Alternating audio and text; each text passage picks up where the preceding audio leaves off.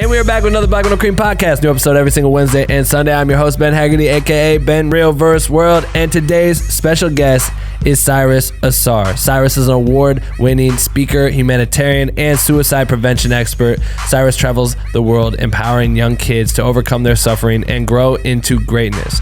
He has authored 3 books, raising millions of dollars for nonprofits, and even was given his own holiday in his hometown of Massillon, Ohio, for his efforts. In this episode, Cyrus takes us through his incredible life journey from a dismantled childhood environment to becoming a very successful professional making a positive impact on the world.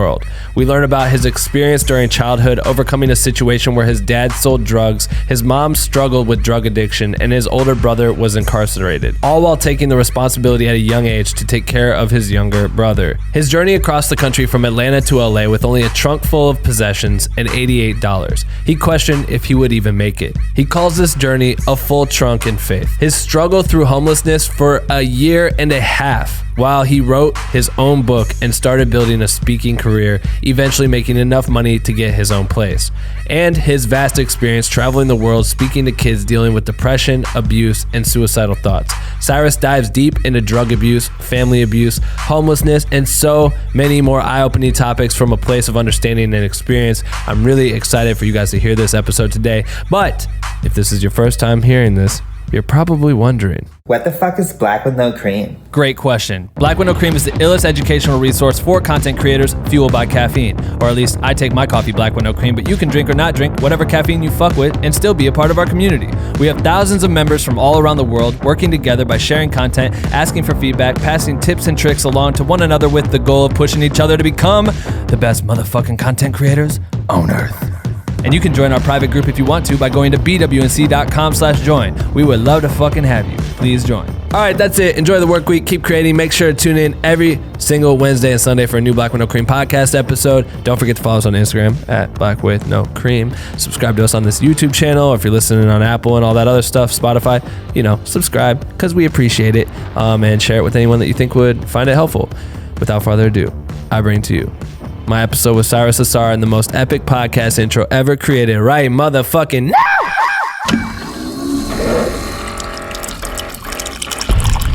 Attention. If you stop this podcast recording at any time, you will die. I don't want to die. Do you want to live? Yeah. You have 24 hours to share this podcast with 5 people or you will die. I'm kidding, you won't die. You're just weak shit for not sharing. And the winner of the best motherfucking podcast goes to Black with No Cream. What do you think? It's so fucking dumb and so fucking Ben Haggerty. I knew you would say that. And we're back. Did that scare you? Definitely back. And we're back. My first podcast recording of 2020. Cyrus Ausar, how you doing, dog? I'm doing great, man. I'm glad to have you here. I'm happy to be here. I have so much to say. I'm excited. And I want to inform a lot of people what's going on with mental health and depression, suicide, what's going on in school systems, what's going on with everything, man. Right, I know. We can open it all up one at a time. Yeah, what did you say in text the other day? You're like, I'm excited because I can go unfiltered. Yeah, I can go unfiltered. Because you usually are filtered in like the school systems and things when you're speaking? Yeah, in the school system, you have to be filtered. I mean, you can't curse on stage with 9th graders. You can't. They won't allow it, especially depending on me. Like, my voice is a lot deeper and aggressive than like Gary Vee. Right. He's he's non-threatening when he cuss. Right. So it doesn't mean anything to anybody. Right. We met just to put context to this, we met at Matt Alonzo, had an event. When was that? Me and Tom don't get along. Yeah, I think it was the beginning of this year. Me too. But you and I basically co-hosted that thing, and we started linking and talking. I was like, you remind me of like 3 of my friends combined, which is so weird. Yeah, just the way you move and talk and the things that you talk about. I'm like, you remind me of a few people I know that I'm like, that combo is fucking dope. And then researching it more and you telling me more about your story is so interesting. And I think, suicide prevention, like, in a nutshell, explain like you as a person, what you do. And I'll have preface this in the intro too. Well, I travel the nation helping people deal with depression and suicide. More specifically, focused on high school kids because I realized everything that's happening. Like, when I grew up, my mother was on drugs. Right. So I started realizing, even at that young age, I was doing mentorship for kids when I was 13. I mean, it was literally just reading to second graders. Right. And I didn't know that was a program, and that's how it all started. And from that point, I started realizing there's so many people going through the same things I was going through because I was taking care of my little brother. Yeah. You know, because my dad didn't claim my little brother because it would have showed that he was cheating on his wife. Right. You know, so I started taking care of him. Then I started seeing that it's a whole lot of people going through these issues. So how can I help them as best as possible? And over 20 years, I fine-tuned it. Yeah. Damn. And you've been speaking, like, that's like your main thing. You go around, you just do public speaking, you're working with kids. And I feel like you try to tie in creativity too as well with it, right? Like when you're kind of like helping people cope and learn how to deal with their issues, you tie creativity into it. Yeah, you have to. Like even with this workbook that I'll talk about later, it's no one way to deal with an issue. Right. Like everybody is cut different. Everybody. Like if I talk to you about what you like to eat, you might say steak. He might say chicken. I might say pasta. Right. It's just different. And that's the same way it is mentally. Right. Like so even if you have depression and this person have depression, you can't attack it the same way. Right. You have to look at it differently. So you have to be creative within that because this young girl that I've talked to, you know, lost her virginity to her father, you know, that took it. Then you got somebody that dealt with mental abuse far as, you know, grandparents abusing them because they got raised a certain way. Right. You got so many different factors that you can't address them all the same. So you have to get creative. And sometimes some people want it straightforward. Like you can tell people, listen, this is what you got to do.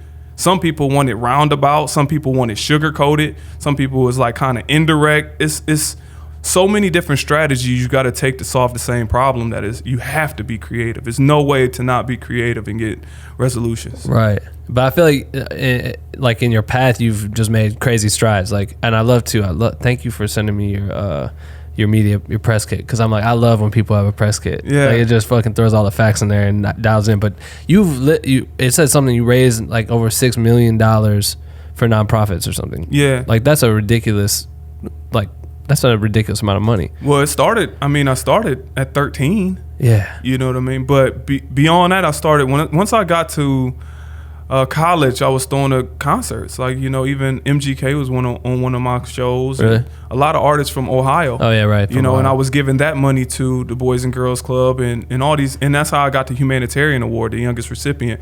But I had an issue at that time because even when I was doing this, my dad was still selling dope, and he was taking my college money and selling crack. So I knew that. So that was a pendulum that was swinging inside me too. So how am I helping the community? But on the same note, my dad is taking money from me to distribute crack. Right. You know what I'm saying? So my mom is smoking crack. My dad is selling crack. And I'm out here building the communities. So I used to have that internal issue. You know what I'm saying? Yeah. It's like you never know really what people are dealing with. And that's always the craziest part of it, is everyone's wearing different suits. Everybody is going through something. So it's like, what side of do you want to add to somebody's problem, or do you want to take away? Right. Because the most simplistic thing can really put somebody over the edge, because you just never know. I know right now we have this on this podcast and you smiling, but don't nobody really know your ups and downs every day. Right. So they might look at your Instagram, see you doing the stuff Beyonce or whatnot. They like, this is great, but what about your downfalls? What about the things you going through and all the ups and downs in your life? And everybody is like that. We all are showing this facade of who we are on social media too. Who really post the times they crying because they don't know if their money is gonna come? Right. Nobody. Right. We post when we got it. You know, so that's so programmed within us, and it's taught even at a young age. Think about when somebody is like 3 years old and somebody come in, an uncle or whatnot, and they like, go give your uncle a hug. No, go give your uncle a hug. We're forcing a behavior pattern that goes against what you even want to do. And then picture that being programmed until you're 30. So some things is conscious, some things is unconscious. You just moving. But what I'm saying is everybody's going through something, whether it is conscious, whether it's subconscious, or whether it's unconscious. And then there's certain triggers that'll hit you and be like, I didn't even know. I never dealt with it. You know what I mean? Yeah. And it hits hard, and then what do you do? So going back to it, I know I'm talking a lot, but I'm excited. Please do. This is your time. But it's just the fact that a lot of people don't understand that everybody is going through something. Right. They won't get it. And if you understood that from an empathetic standpoint, it changes the way you look at the world. Well, and so for us, it's like we're, this podcast really focuses on creativity and a lot of filmmaking, photography, touring, all that stuff like that. And one of the common things that we always find, and we talk about like the burnout process, like people running into burning out because they're stressed out of doing something over and over, going like giving all they got and they fail. Or a lot of people come up with creative depression. And we talk about depression in the creative industry a lot. And so I'm excited for you to chat on this more, and obviously dealing it's way beyond that. And I'm talking our problems are always smaller than everyone else's, obviously, right? Like you never know what other people have going on, but it's so intriguing to me. And I feel like you're right. Everyone has their own issues. And sometimes just learning how to express that shit can change your whole lifespan. You know what I mean? It's everything. But pain is relative. I will say this. Like I talked to kids that was in Beverly Hills, right? And they were dealing with depression, suicidal thoughts, and all these different types of things. Why? Because their mother and father is not in their life. Mm-hmm. You know, they literally have a trophy mom, literally. So you're getting raised by your nanny. So when it's time to have Mother's Day, they're making their cards out to their nanny. Right. You know what that'll feel like? Mm. You know what I mean? And then they're wishing, I wish I had my mom, I wish I had my dad, but on the perception is this guy got a Benz. This little kid got it all. Right. He can travel, going on his yacht. He like, man, I only see my dad 4 times a year. Right. I only see my mom when if I get injured. Right. So what does that feel like? It's subjective. Then on the other side, I talk to kids in Watts that never even been to the beach. That really wish to have the Beverly Hills life. You know, but they do have more family. They still got their mom and their grandma. Some of them don't got their father, but they got their mom and their grandma in the community sense, because when you poor, you got like everything is community. Right. You know, we got to get this. We all gonna eat from here. We all gonna get this slice of pizza. We all gonna pitch in. But as I said, it's relative. Like when you start dealing with measuring pain, because we might feel like this person's life is harder than this person's life, or this person got it easier than I got it. But we can't measure it, right? You know, because if somebody slap you on the hand and they slap me on the hand, I can say it's a 3, you can say it's a 7, mm-hmm. You know, and we can question how hard he slapped both of us. Right. So that same thing kind of scales out to people's problems, molestation to, all these different types of things, right. You know, so that's what I'm saying. So your perspective on this is really interesting. And I feel like you saying this comes from being 13 years old, you've been pursuing this goal of helping others, right? In a sense. Coming up, and I want to circle back to your childhood more to figure out how you got to this point, because it's so interesting. You saying your mom's doing drugs and your dad's selling drugs. You're in the middle of it, but you're also trying to make an impact on your community. Your career now is helping others. Yes, sir. Currently, it's almost like you got born into that, because by default you just had an interest in not becoming those 2 paths that your parents were taking, right? Can you talk more about your childhood? I'm interested. Yeah, it was a combination of a few. I can talk about, you know, the good and the bad. One thing I will say about I start with my father. My father was selling crack, selling coke, and all that stuff. My father passed away, but he was there for everything. That's like the strange dynamic. When you sell drugs, he never missed a basketball game. We had all the shoes. We had everything. Yeah, you know. But on the flip side, my mother was on drugs, but I stayed with my mother first. So it was not the best environment, to say the least. Right. So I got a chance to visit both worlds. One, not having much, and then in the 3rd grade going in with my father, and then having Benzes and, you know, cars and traveling and, you know, birthday parties, a lot of things that I didn't have prior. Right. So I think I was like this perfect combination to understand how it is to be dead broke and not know what's going to happen food-wise, to having a lot of money with my father and, you know, selling drugs and being there for you and having a support system. So that was kind of like the dynamic. But on the same note, my father and my mother was still together under the table. You know, it's kind of like one of them things I know. You know, it's a funny thing, you know, and this is a little bit off subject. When you see your father cheating on your stepmother, right? Right. And you know about it, do you tell?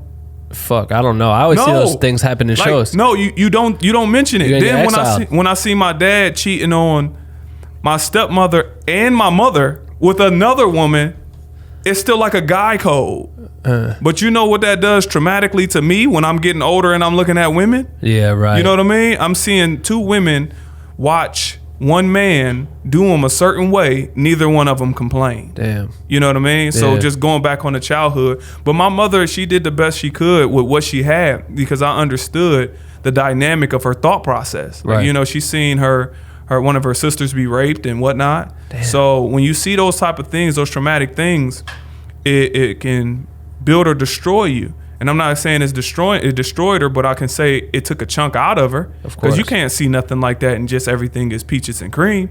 And then she ended up having 7 boys. You know what I mean?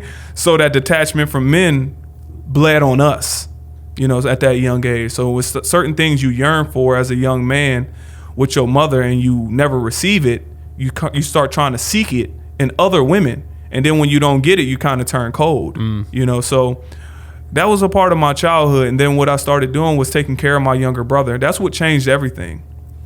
Because I had like the worst attitude on planet Earth. I mean, the worst. So, and I understood where it came from. It came from like, you know, Mother's Day, hypothetically. And then I got to make mine out to my aunt or something like that because I'm not going to see my mother. And you just got all this rage. So I'm looking at movies every time it's Christmas, the spirit, that doesn't feel good. I don't like seeing that family all together and whatnot. It doesn't feel good. So my mother and my father was still messing around and they ended up having my younger brother Cadez, but my father didn't claim him because it would have showed that he cheated on his wife, right?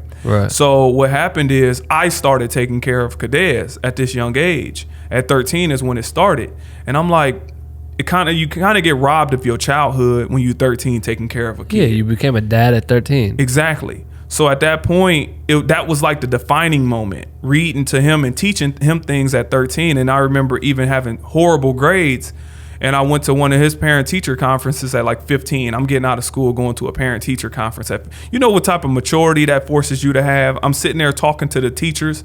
But at the same time, before that, my grades was terrible. So how can I go in there and they telling me how disruptive my brother is and my grades is bad? Right. So it forced me to be like, okay, you have to be representation of what you're talking about at all times. You can't slip. You can't, obviously we all make mistakes, but you can't represent something that's not true to yourself under no circumstances. I know what it's like on the bottom. I know what it's like coming from there. So going back to what you were saying about the depression and how do people move forward, I just know what's there already. I've been depressed. I've been suicidal. I thought about several times what the world would be like without me. Right. I've already been there. I just feel like if I fall back, I don't know what's behind me. If I move forward, I fall forward. At least I can catch myself on my hands. You know what I mean? Yeah. So that's just really my logical way of thinking about stuff. Instead of getting depressed, because usually depressed is thinking about things in the past. Anxiety is typically the future, right?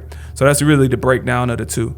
Instead of focusing on that stuff, I try and figure out what affected me then that's causing me to feel this way, and how can I use that as fuel to make sure nobody else feels that way. Right. So that's the way I kind of put it all together, and that's like my childhood in a nutshell. And you feel like that was your goal with your brother? Like, did you feel like the ability to save him, that's why you took that role on, in the sense of like, if I can teach him how to grow up different, I don't want him to be like what I'm in, the situation that I'm in, what our parents are being like, etc.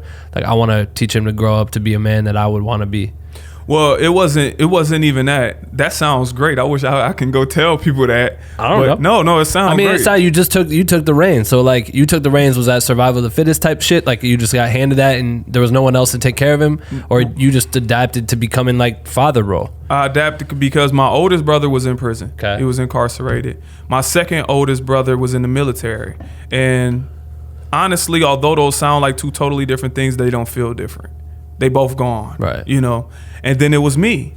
So to take care of the brother behind me, one thing, it happened when I went to my grandma's house one time, and I'm looking in this closet, and I literally see like one pair of pants, got a hole in the knee, a couple pair of shoes, and they beat up, you know, a couple t-shirts, things like that.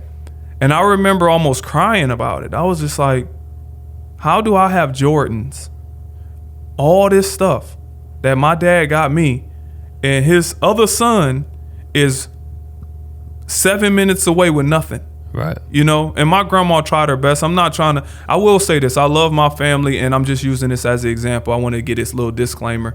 So I don't want nobody to think I'm dogging my family by telling the truth, because I say it all. Right, yeah. But yeah, I seen this, and I was just like, it hurt. You know, I'm like, how do I got all this and he don't have nothing? And I remember looking at him and he couldn't distinguish the difference, but he getting cracked on in school. Right. You know, so I end up taking all my stuff at that time and selling it. Everything, my Jordans, my clothes, everything. I sold it all. Then I got him and we literally got on a SARTA bus, which I think it was the MARTA out here or whatever it is here. Yeah. But it got on the bus and we end up going to Marshall's, Ross and stuff like that. And after I sold all my, I got him one of everything I got myself. Some duck boots, some $20 rain boots, one pair of pants, a pair of pants for him, black, blue, and then like long sleeves that was blank, so we can wear these things every day and nobody will roast us. But after I did that for him, he no longer got roasted from what he says. But that changed my way of thinking. Yeah. Because it started being what means something for real versus what means something based on what people say it should be. You know what I mean? Like, you know, when you get like a Rolex. Yeah. It means something to you because the rapper said it means something. You know what I mean? The Tesla at this point, it means something because society is saying it means something until you have it for a period of time. Right. Then the Rolex and the Tesla doesn't mean anything, but until you have it, you desire it so much. So what I'm saying is, on the flip side, when I'm taking care of my younger brother, I knew what it felt like to have things that I know he did not know. Although he's in the midst of struggling and he don't realize how bad the struggle is, I do when I show up to my grandma's. So I was like, there is no way I can be over here and he's not. I'd rather both of us, you know what I mean? It's kind of like getting invited to a big party that won't invite your friend in. Right. You're like, forget it. Both of us ain't going either. Yeah. That's the way I feel. You know, I'm going to stick beside my family as best as possible and my friends and make sure we can all be equal in this understanding life, overcoming depression, money, whatever it may be. So that's more the mission at that young age than anything. How do I unify my family and bring us all up? Right. So that was kind of how I was thinking. It's crazy that you had that mindset that early and to be able to understand all this shit. Like, to be going into a parent-teacher conference at 15. Fuck, I don't know what I was doing at 15. I probably didn't understand what the point of that was. You know what I mean? Like, that's so crazy. But it's like progressing into your later years, having found that niche. Like, how does that progress as you get into high school for you? Like, you know what I mean? Your family's kind of all spread out. Your parents, were your parents always in that path, like with the drug dealing? Yeah. I mean, I could never actually talk about it until my dad passed away because, you know, he was still drug dealing. And we had a conversation about that. Side note, we had a conversation about that because I was doing music. Yeah. And he was like, you never mentioned me in the music. I'm like, what am I going to mention? You selling dope? Like, that's not nothing I want to glorify. Right. You know what I mean? But in high school, I still had a bad attitude 9th and 10th grade because I used to want to know, why are my family not at my basketball games, or why am I not getting support? What am I doing wrong? I looked at it from an internal standpoint of, what am I doing? Right. Why wouldn't you show up and it's only right around the corner?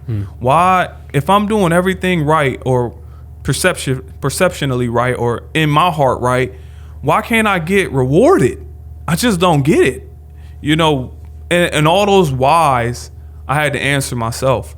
And once I start answering, I started understanding, look, well, you got to look at where these people are. It's like internal reflecting. What did they grow up with?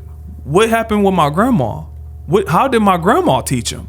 So he'd be like, maybe they don't know what they're doing. You know what I mean? Yeah. They don't know that they're mistreating you. It's just like somebody with a bad attitude and not conscious of it. They don't know until they calm down that they went off. So it's a similar thing. And I'm starting to I understood that at that young age and refined it more as I got older. I'm like, wait a minute. This is crazy. If I had this bad attitude, who does it affect? You know? When you really start thinking about it, I was like, this is unfair. So you mean to tell me I'm going to be mad? I'm going to go off on you. You can walk away with your day being okay, but yet I remain mad? I don't think this is a fair exchange. You know what? You know, let me get rid of this attitude because, you know, you start processing death. You start processing killing somebody. You start processing everything when your attitude is like that and you grow up in that environment, you know? And then to see my brothers and whatnot be in prison and my uncles and uncle who got his jaw broke by police officers and all these different types of stuff I seen. I mean, when I was 6, I had a gun pointed at me. You know, that was some of the early 6. playing Tecmo Bowl with my brother. They kicked in the door, they held guns to us and whatnot. So I seen all that, and I know it's there, and I know that story. I know how that book end, and I don't want to, be in that book. What was it that made you feel like your dad dealing drugs? Like your dad's dealing drugs and providing for you, which is a rarity. Like that just people think about others outside of that. What made you feel like that was wrong? I felt like it was wrong because I understand in this world we either build or we destroy. Okay. One or the other. Even being stagnant is a form of destruction, right? So I understood what happens. Like I really understand crack, cocaine, all that. I see what it does. I see the destruction that comes behind it and what people are willing to do getting high off of it, right? So if I knew my dad was doing that to families, it affected me. I'm looking at my mom got on drugs, and when she got on drugs, she lost all of us. Yeah. All her kids, right? So who would give that to somebody? This is like death that you giving somebody. I always thought about it like this. It's like if you got paid, what's those people called? Like the executioners, right? That let's just say somebody got sentenced to death and then they got to pull the switch. Right. I used to think about it like that. How could you pay that? How could you pull the switch? Hell no. Like it should not almost be enough money in the world to do it. Right. So similarly to the same thing with drug dealing. And I got friends that drug deal to this day that I talk to about trying to get them to change up their ways. But on the same note, it's hard to tell somebody to stop doing something if you can't provide a job, right? Yeah. So if I can't give you a job, I can't tell you to stop doing something. But what I'm saying is I think it's kind of like the executioner because you're providing a way for somebody to destroy themselves. So we know it's destruction going on in this world. Everybody plays a part to it to some degree. We pay taxes. What is they doing with the tax money? They bombing other countries. Right. So we all play a part. But what I'm saying is, I don't want to consciously play a part. I don't want to deliberately play a part. Like me, go get this crack and I'm distributing in the streets. So I knew my dad was doing that. So it always irked me a little bit. Yeah, that's interesting. But I had the conversations with him about it. Like, and then they feel like I don't have no other option. He's tried to start businesses. He tried to start a club. He tried to start, do a lot of things to get himself out of there. But the same thing happened with drug dealing, like stripping, like everything else. You get accustomed to that lifestyle. You get accustomed to that income. Yeah, of course. Then you stick to it, so, yeah.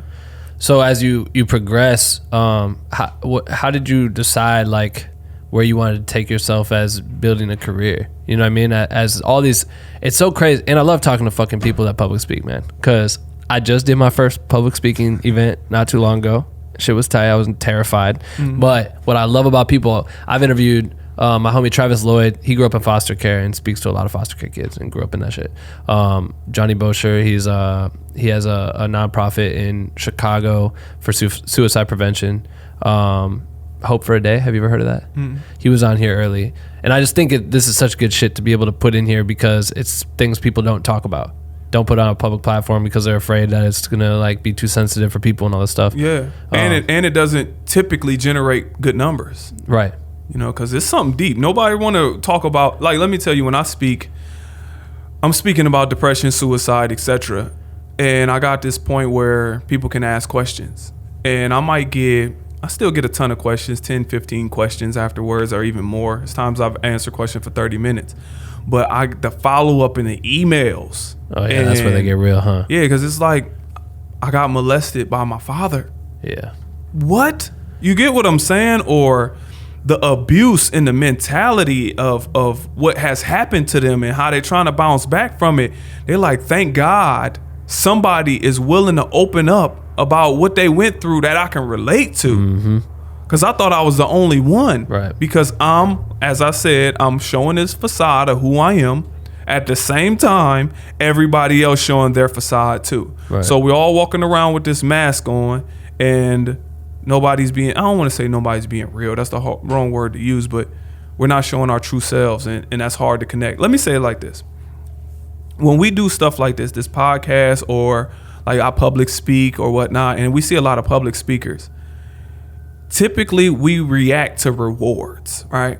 So if you get an A+ on your paper, you might get some gum and you get a sticker. Right. Therefore, let me go ahead and get this. If you do well on your job, you get a raise. Therefore, I'm gonna do this. If I post this type of content, I'm gonna get this many more followers. Therefore, I'm gonna do it. So if everything around here tells you to do this for a reward, right? Post Instagram pictures half naked. I'm gonna get a reward. I'm gonna get followers. I'm gonna get likes. Talk about this content. It's 10 ways to pick up a woman. I'm gonna get followers. I'm gonna get likes. Right. And then I say, let's talk about depression. 1 like, no follows. Right. Who in the world want to continue that? Mm-hmm. It's not gratifying. It's the ways that really help people, but it's not gratifying. So in a reward-based system, nobody's gonna do that unless you really care. Flat out. Because you're not gonna get nothing in return. In the big scheme of things, right? Yeah. Because nobody, it is not like somebody busting down my door to support suicide prevention. You know, now it's becoming more of a thing.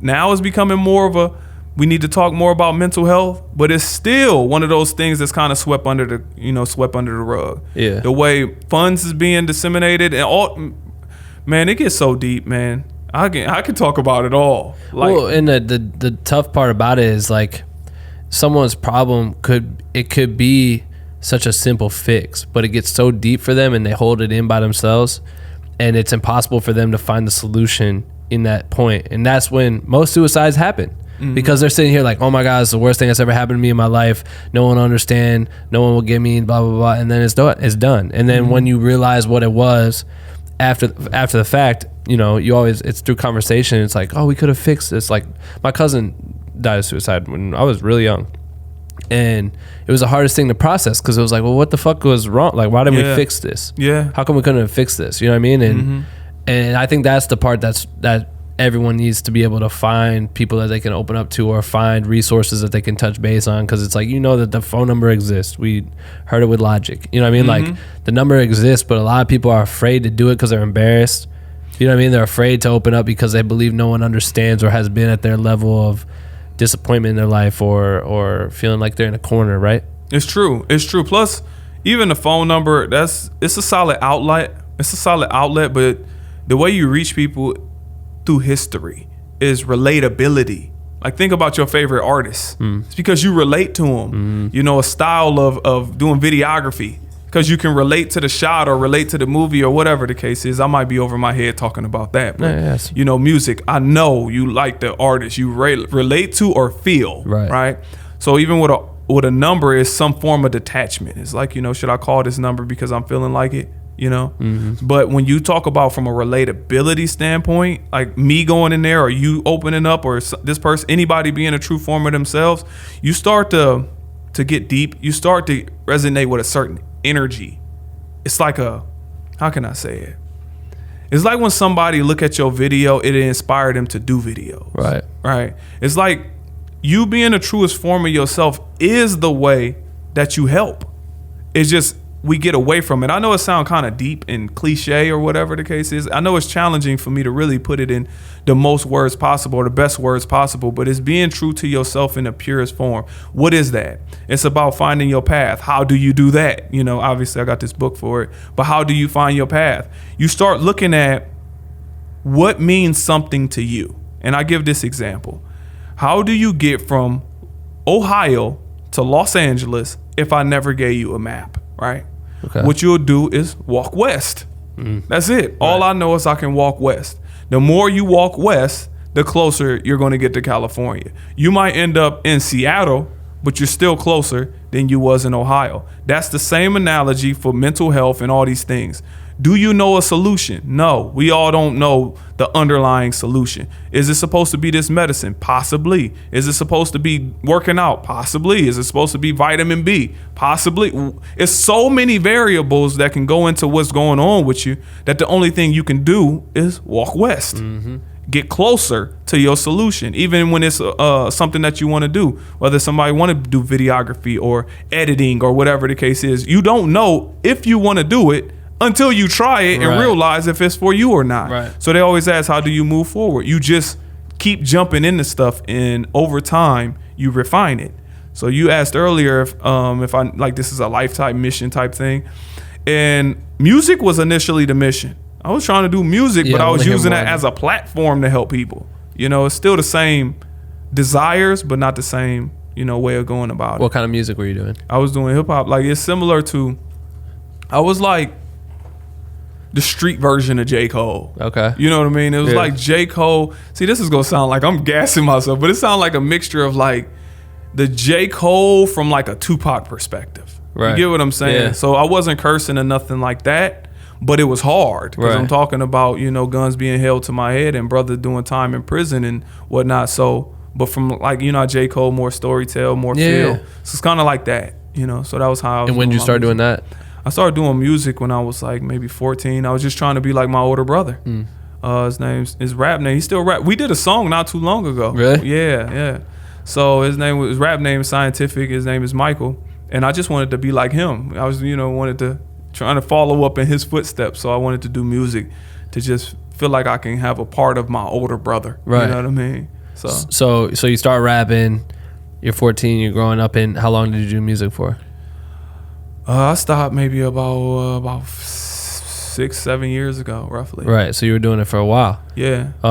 Would you find that it was helpful for others listening to it? Did it hit the same effect, like you creating music like that? Because it's interesting when you were talking about we look at people like artists and they create a feeling for us or someone that we look up to or a brand or something that makes you feel cool. So if Logic says, "Yo, like that's not the answer," then some people may hear it because they like Logic. Yeah, no, it's dope. Did you feel like it was the same effect to you doing that versus like a public speaking or something? Well, music is a different way. It's a different thing because they can put my song on repeat 50 times in a row if it feels right. Public speaking is a little different because I'm going to speak at your school and I'll leave you with a workbook and whatnot, and you can reach out and we can have more one-on-one interaction. Right. So one is more of a feeling, like, you know how, I don't know if you've been going through something, you put a song on 24/7, 6, 7, 8 Yeah, of times course. in a row, you know, kind of like that versus me shaking your hand and talking to you. Because on a music platform, typically you start scaling a lot bigger than you do for a public speaker, unless you Tony Robbins or something.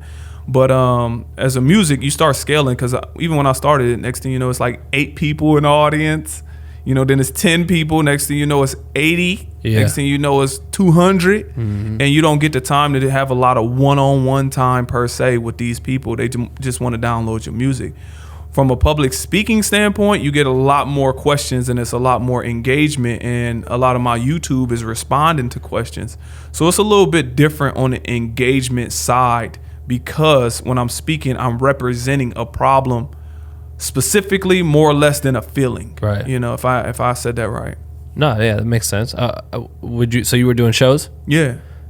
What was it fun? Like what? How did No, you? I How enjoyed did it. Like I know coming up, I did music too and shit. So it's like there's nothing more gratifying than being able to do that. But your mission set out in music was to help tell stories that could Help people. Is it the same way as Yeah. your mission right now? Yes. So you're going out and doing those shows. Did you feel like it was clicking like that, or was it more so like after the fact, or they got to download the music and they sat and resonated with it? Were you getting those people replying to you with emails and things like that? Not as much as I do now, but when I was doing the music, I started throwing my own shows because it was, you know, it's always tough to get on Yeah. these different shows, and usually they're not staying there for the opening acts. Right. They're trying to rush you off. I remember opening up some funny story. I remember opening up for Dipset. Really? Dipset, yeah. This was like In Ohio? Yeah. That's crazy. This is when it was fun. But let me tell you, this was like 5-ish, you know. And I remember we was at this club and it was jam packed, and I didn't know we set ourselves up for failure, you know, because Dipset, you know how acts get there crazy late, you know. So, anyways, we at the show, and Dipset is supposed to go on at 1 a.m. It's 12:30, and the promoter is talking to me at like our group, and they're like, "Well, Dipset ain't here yet, so we don't want you to go on. We want you to go on closer to Dipset." So now 1 o'clock come, no Dipset. So 1:30 come, and they're like, "All right, you get ready to perform. You know, we got Dipset coming." We getting ready, no Dipset.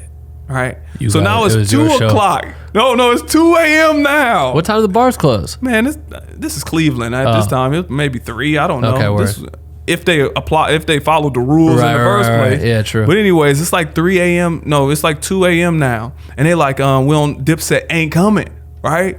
So these cats, they gonna get on the mic and say, well, you know, we waiting on Dipset. I don't know if they gonna be able to make it, but just give us 15 minutes, right? I'm like, why would you tell the crowd that? But in the meantime, we gotta act for y'all. You know what I mean? We gotta act for y'all. So now I gotta go on at 2:30 in the morning. Let's exaggerate the story for so it can sound good. I had to go on at 3:30 in the morning, and I'm talking about soon. I got the microphone. Like, how everybody doing? I mean, the club is packed. I mean, it's packed to capacity, right? At least I thought it was capacity. Our music dropped. Boom, clap, boom, boom. I mean, the whole dance floor parted. It was like the Red Sea. I know what Moses felt like. I know what Moses felt like when he dropped that staff. So it was like, boom. I'm talking about it parted. I was like, I thought this club was packed to capacity. I didn't know there was space that y'all can even get out the way. Yeah, I mean, they cleared every, like, it was like the dance floor. It was like it was lava. You know how kids play? It was like it was lava. If you stood on it, you was going to die or something. Everybody, the dance floor was spotless. And I did our whole set. The people around me, they was like, you know, let's just stop. I'm like, no, I paid to open up. Yeah. Y'all gonna hear my whole act. Right. I don't care. And then once I did that, that was one of the things I know this is a side story, it's just funny, but it's funny as hell. It's one of those things that I was like, okay, I'm confident in who I am. I'm going to put myself out there in the purest form of myself, because I understand when you be yourself in the truest form, you offer something to the world that nobody else can. Right. Point blank, period. Thanks. So the fact that I'm on stage and I'm going my hardest, whoever like it. If you don't, you don't. And that's the same way I apply my music and the same way I apply my speaking, etc. So, but to go to what you asked, yeah, some people resonated with it, but more women resonated with my music than anything. Because with men, you know, it was different, because I'm talking about mom on crack or whatever. Right. And my delivery style was a little off. So, and I got it from my dad, you know, because everybody, you know, you can rap like Nas, Jay-Z, and you were trying to find yourself. But my dad, when he did own this nightclub, he said this. He said, who gets the most attention in the club? Who gets the most? I'm just asking you that. Who? This is a broad question, but I'm going to get to the answer. Who gets the most attention in the club? You're asking me? Yeah. Probably the DJ. Or are you talking about? Were you talking about customers, like people that are just in there? Yeah. Whoever's ordering the most bottles. Yeah, you would think that. You know who's the most memorable person? The baddest bitch. That's what I thought. That's what I thought. And then he made a point to me from owning. He said the most memorable, because I was like, he asked me, I was like, you probably the best looking girl. He was like, no. I was like, probably, you know, maybe, you know, the bar, you know, the person that work in the bar. He's like, no. I'm asking him all these questions, you know, the security guard or whatever, best dancer. He was like, no. He said that person that dances off beat but enjoy themselves. The person that's moving to a different rhythm but don't care. Right. And I was like, that's crazy, because that is true. You know how many times we've been to the club or a concert and you see somebody that is just going off, horribly dancing, and we all point, laugh, or talk about, look at this guy, we all point, but they don't change. And before we know it, we were like, let them do them. Right. But we remember that person. So I approached that style with my music when I was rapping and whatnot. That's tight. You know, so, but that is true. And then you end up then you go to like a pizza joint after the show, and then you see that same person. You see that same person. And but it was like 20 miles away. Yeah. Some reason they stick. Out of all the people. That is funny. One person sticks, and it's usually that awkward person that's true within themselves. That's why I always like when you go to hip hop shows and there's the dude from the EDM show that has like the gloves with the little light bulbs on the fingertips, and and you're just like, what the fuck? Exactly. What are you doing? Yeah, but they're loving it. They're loving it. And they like, all right, whatever. They don't care. It's like, I'm enjoy myself. Right. Point blank, period. Damn. So yeah, it's funny. But yeah, that was kind of my approach to music. So either you got me or you didn't. And the subject matter was deep. It's kind of like, you know how I love E40. Okay, you know, right. And, but his style, either you really, if you rock with him, you rock with him. If you don't, you don't. Right. You know, so I wasn't like that, but it was kind of like a lazy flow. Yeah. You know, like a game Pimp C-ish. Right. Combined. So were you focusing on, like in school, were you really trying to get your studies together while doing this and music and trying to raise your brother and doing all, I mean, there's a lot of things you're doing at the same time. Like, how did you feel like academically you were doing in school with like in high school? I had a 4.0. Really? Junior and senior year. Goddamn. 4.0. But I realized school was easy. Like, I realized school is very simplistic. You have to look at it a certain way. Usually, school just wants you to operate within certain margins. I started understanding that.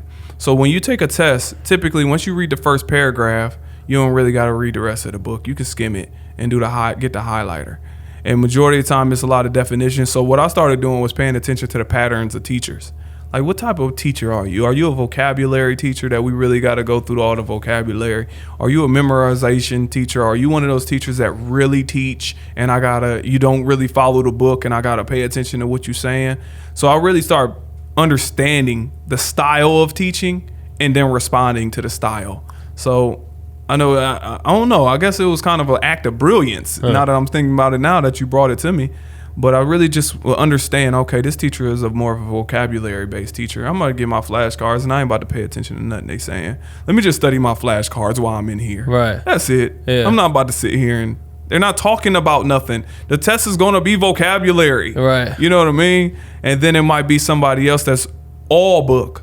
Read the chapters. I'm just going to read them in class because there's no need to listen to what you're talking about. Right. Just sit in the back because this is what the test is going to be on. I kind of like short-circuited school. And the same thing happened with college. I was just looking at the style. And there's a style. Now I'm giving away this game. There's a style to every type of teaching. And if you understand their style, then you can defeat it. You know, it's kind of like a fighter. Right. And then the only thing that was difficult was just horrible teachers. Teachers that didn't teach out the book but didn't do a good job teaching either. Right. You know, like I could say some teachers, but I'm gonna leave that alone. Yeah, I feel it. Where'd you go to school? College? I went to 3 colleges. I went to Cleveland State, Youngstown State, and University of Toledo. I started at University of Toledo, then I went to Youngstown State, then I went to Cleveland State. And I went to Cleveland because that's when I was like deep into music, and I was like, this is the heart of Ohio. Yeah. Going to Cleveland. And that's why I say I tip my hat off to MGK. I say that to him. That man worked hard. Mm-hmm. He worked hard, you know, seriously. I seen it. I seen his whole development. I seen the beginning to where he is now. And I think it's a blessing. But he worked hard because if you can make it in Cleveland booed Biggie. Right. That's crazy. You get what I'm saying? Like, if you can make it in Cleveland, you can do well anywhere. That's why he's one of the best performers. Yeah. Don't nobody want to go on after MG. Right. You know, I had to figure out ways to go on behind him. Like, we was on tour together. So I was like, you know, I got to follow this. Right. So I was like, you know what? I'm going complete opposite. I had to do my sets that was more mellow. I'm like, I'm not going on after him with energy. Right. I'm not going to win that battle. No. He'll bite the head off a bat. You know what I'm saying? I'm not going that far. We just had Chip the Ripper on here the other day. Yeah, I love Chip is good people with me too. Yeah. Chip's good, dude. Chip good. That I feel like you're right. Cleveland's a different beast. And you get that from Kel's stories, like when he talks about coming from Cleveland and stuff. But when you were going to college, you started with music. Then what did you end up graduating with? I graduated with my marketing degree. Okay, word. So how did you swing into marketing? Well, I swinged into marketing because I thought that was the psychology of selling. That's really what I looked at it. I'm like, if I got to get my degree, I only did my degree. If I could rewind the hands of time, I probably wouldn't have went to college. But I'm just saying it flat out. Yeah. But I went to college because nobody in my family had went to college at that point. Yeah. So I wanted to complete it to represent, you know, some silly way of thinking that when I sit back and reflect on it, because now I got all this debt. You know what I mean? And I never had a job. You get what I'm saying? So never had a job and I got all this debt. So, I mean, I wouldn't have went about it that way. But I got into marketing because I thought it was the psychology of business. So no matter what I wanted to do, if I learned the dynamics of selling, I'm gonna be okay. Right. You know. Yeah. And I didn't learn much neither. Unfortunately, I learned it in the real life. Like, you know, throwing the tours, and class can tell you, put together this one sheeter. I'm like, there's no way to prepare for this act to keep asking you every 5 minutes when he going on stage, and then he got gangbangers with him and all that other type of stuff. Right. You can't, you know, that's not being taught in my classroom. Sorry. Yeah. You know what I mean? So what happens with the music? Like, when did you transition more career wise How did that transition happen? I transitioned because I decided that we was gonna play a role as a team. Like it's one of my best friends is an artist. His name Chad the Change. Okay. And he does music that I love. So I felt like, look, if I do the speaking and you do the music, we can cover both grounds. Anytime I get somewhere, I always pub his music. So it's times that I've been in good, huge studios with artists and producers, and I just plug his music. Right. So I was like, I think this would be best. And anytime he'd plug me for speaking. So I felt like, let's figure out a way to be a team. You know, I can rap, you can rap. You do great music, I love, then why don't I just push you as the artist and push me as the speaker? Right. So we can cover more ground. And then we're doing a project together while I'm speaking, he's doing the music, and we putting it together so people can listen to when they wake up or go to sleep. You know, so that's a project we're working on to help people deal with mental health and etc. That's dope. You know, so. What up, creators? I want to remind you about our community at jointhehomies.com. The homies are the squad of legends who support what we do here at Black with No Cream so we can continue to build this platform into the best educational space for content creators on earth. And in return for that support, we give you a bunch of sick perks all month long, like access to our live stream tutorials and hangouts, bonus podcast episodes, and so much more. Check us out at jointhehomies.com. Let's go. So you start public speaking. Like, when was your first speaking gig? Officially? Yeah. First one where you're like, oh shit. Ew, I was young, but I say that when I start going very hard on public speaking was when I got here. Really? Yeah. Before that, I was doing spot dates and still doing speaking, etc. But when I went really hard is when I got here. But I decided this is when I gave up music. I realized, going back to what I was saying, the building and destroying, all right? When I was 18, as I said, I won a humanitarian award or whatnot, somewhere around that time. As I said, me and time ain't the best of friends. I don't be remembering. Right. But I won a humanitarian award, and as I said earlier, my dad was distributing dope at the same time I'm getting an award for the city. Through the state, you know. So that's crazy. It was like that pendulum of building and destroying always plagued me. And by the time I got to Atlanta, I was still doing music, but I really reflected on throwing all these shows. And although my music was uplifting, I had to give a platform for people to have destructive messages. And I didn't want to do that. Now, I'm not knocking nobody in their music. I want to be real clear, whatever you like, because I like, you know, Pac. I like everybody, X. I like all these people, 50. And I just didn't want to give the stage for it. I was like, I don't want to get a stage to say that we gonna go kill our brother. Right. I don't want to give a stage. Then I even start thinking deeper. I'm like, how is it that we can make a song about killing our brother and it air? I don't know if you ever really gave it thought. If I made a song about killing dogs and released it in Los Angeles, will it get any burn? Oh, yeah. None. That shit would be crazy. But I can make a song about killing my brother as long as he's my skin complexion, and everybody gonna play it. Right. They gonna play it on the radio. They gonna advertise me. A big business is gonna get behind it. But if I talk about killing a dog, you can forget about right. it. You know, so obviously I don't condone any killing, but it's just something to think about. Why would somebody get behind and finance me talking about killing my brother, but anything else they would not let ride? Right. You know, so it's just something to think about. But I didn't want to condone that, so I got away from it. And that was really why I fully stepped away from music alongside of my brother doing it and you know, having a good base. Right. So then you moved out to LA in what year? LA about 6 years ago. 6 years ago? Yeah, and I was homeless. Really? When you got out here? Yeah, I literally left Atlanta. I gave up everything I ever had.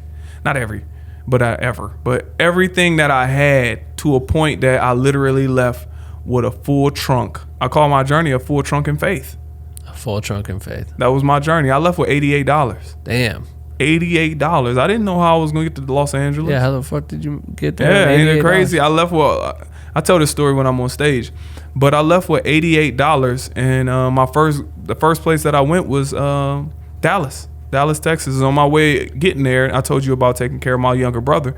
My younger brother called me, and he's like, "What's going on?" I'm like, "I'm on my way to LA." He like, "What do you need?" I'm making the long story short. He like, "What do you need?" I'm like, "Some money." He ended up giving me $120. I'm like, "I can't give it back to you." He knew that it wasn't going back. I went from there to El Paso, because that gave me enough money to make it. I didn't even have no spare tire or nothing because I took it out, right? So I ended up getting to El Paso, and I stayed stayed there for a day and a couple days. And upon leaving, my friend there gave me $800 because he was inspired by my journey. So now I end up doing that. Then I end up going from there to Phoenix. And as I got to Phoenix, I stayed there for a few days. I was getting ready to leave. My aunt asked me to stay an extra day.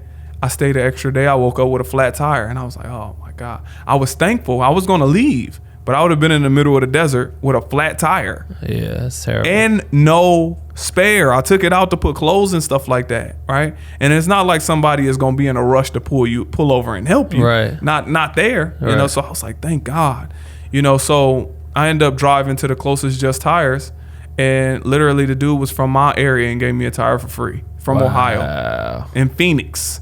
Moved from Akron to Phoenix, and I met him, and he ended up giving me a free tire. That's crazy. From there, I ended up coming to Los Angeles. I ended up meeting a friend that I was on an all-star team with. He let me stay in his house, and I used the rest of my money to give it to him for rent. And from there, I hit the ground running. You know, then I ended up being homeless again. Oh, I got to tell this story. I ended up being homeless again, going back into the streets but I figured out where I can sleep now. I can sleep at Children's Hospital because it was warm. You know, they got heated parking there, you know. Oh. I didn't know that until I pulled up. But going back between Venice and, you know, Children's Hospital. But anyway, I ended up getting this job at LA Fitness being a sports director. And that was just my way. It was real part-time. It was like 8 hours a week, you know, but I got a free membership and I got a chance to go to any LA Fitness that I wanted. So you shower on the go? You shower. And I got a chance to meet so many people from Playa. I went to every LA Fitness from Playa Vista to Pasadena. Think about that. Playa Vista, Marina Del Rey, right, to Pasadena. I've been to all those LA Fitnesses, you know. So I hit them all. I mean, I didn't have nowhere else to go, so I would just stop at them, stay there, shower, try and see if I can set up a league, a basketball league, or whatever the case was, right? So doing all of that, I ended up meeting this guy that worked for this liquor company. I usually say the name, but I'm not gonna say, you know, the liquor company. Right. But I yeah, no free endorsements. Yeah, none. Well, I don't know if it'd probably be more. Anyways, I met this guy, and he really liked my personality. He was like, you know, you're pretty funny and all this other stuff. He was like, I'd love for you to work for our liquor company at $65 an hour. $65 an hour, and I'm homeless. Out of nowhere? Yeah, overtime. You know, we built this relationship. Right. But $65 an hour, and I'm homeless, man. He didn't know I was homeless. Nobody knew. Right. And I was like, what I gotta do? He's like, you gotta distribute this new rollout of liquor in the black and brown community. I'm like, I can't do it. Right. But I was mad at myself because I thought about it. I thought about doing it. I'm not gonna lie to you. At the lowest point. At the lowest point. But that's when I really had my integrity tested. Yeah. My morality tested. And that's what they're talking about, the build and destroy. At that defining moment, as we talked about earlier, you know, that defining moment is when I knew I'm on the right path. You know, so no matter what I'm gonna do, I'm gonna try my best to ensure that people can feel comfortable being themselves. I'm gonna try to help people fight them battles that they don't talk about, all those internal struggles we all going through. I'm gonna put myself out there in the purest form. I don't care how embarrassing it is, whether I need to talk about my failures, whether I need to talk about how I did abuse women in my past, whether I need to talk about becoming better as a man, whatever I need to lay out there, you can use me as a vessel to overcome some of the things that you're going through. It's like me doing this workbook, you know? Right. It's like life and careers. Can I keep this? Yeah, you can keep that. You know, but life and careers, because I realized I spoke at like 50-something schools in 1 year, right? Right. So I realized that kids is going through those issues, but a lot of speakers, they get in schools and they hype them up and they leave. You know what I mean? Right. It's like, you know what? You can be whatever you want to be. Yeah.